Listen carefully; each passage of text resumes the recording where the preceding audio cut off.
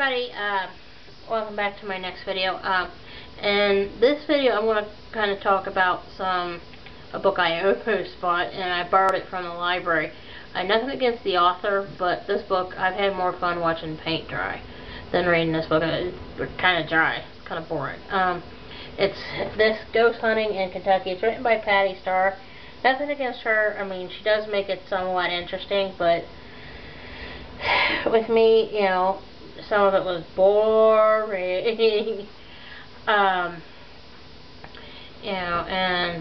mean, it's, one of them things. I mean, she talks about, like I mentioned in the last video about covered bridge that's haunted. She also talks about Bobby Mackey's Music World, which I mentioned, of course, in previous videos. And then Mammoth Cave National Park. But in this video, I'm going to mainly talk about covered bridge. If you want to hear like more details on Bobby Mackey's Music World, after you finish watching this video, in my Halloween playlist, I have multiple videos where I talk about Bobby Mackey's Music World over there in Wilder. Okay, and if Patty wanted to know more about Bobby Mackey's Music World, she should have read The Gateway to Hell or something like that as a title, because the whole chapter in this book about Bobby Mackey's Music World was missing some details, and it's in that book, namely about like Carl's possession, the caretaker. Of course, there's also a TV show where they show what it was like, kind of a reenactment,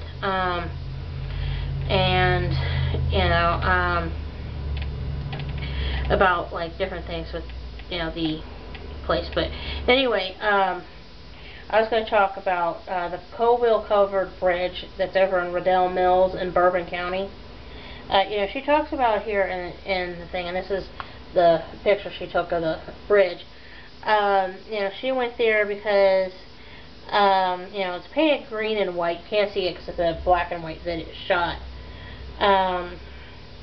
What happened is this is one of 13 covered bridges left, and one of 4 that's left to vehicular traffic, according to her.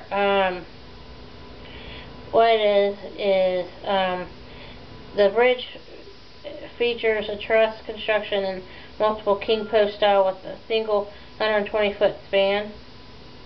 This was restored in 1913, and it was raised to its present height in 1937. And it was remodeled in 1997, and it opened for traffic again in 2001. There's a guy named Eddie said in the book that back in the 1930s or so, a young woman and her boyfriend were driving home from their prom, and it's not clear if they'd been drinking or if they just weren't paying attention, but for some reason the young man lost control of the car just before entering the covered bridge.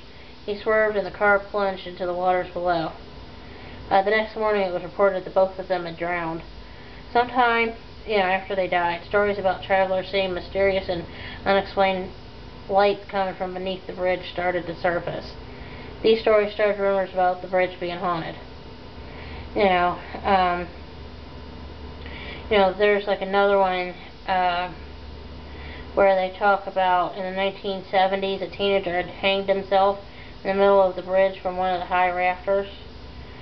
Of course, another story that was uncovered was an elderly lady who was walking across the bridge got sick and died before she could get across, and that happened in 1933. She just talks about, like the bridge and, getting EVPs and stuff. And that's part of the reason why I was bored with it. It's nothing against Patti Starr. I mean, she seems, to like talking about, her doing ghost hunts and stuff. It's just, I found this book a little boring. I'm sorry. But anyway, I just wanted to share this real quick with you. This is what the book looks like. Ghost Hunting in Kentucky by Patti Starr. I mean, she's interesting. I mean, she tries to make it interesting, much to her credit, but it's still boring. Sorry. Well, anyway, I'm going to pause here and talk about some other things, okay? So hang on.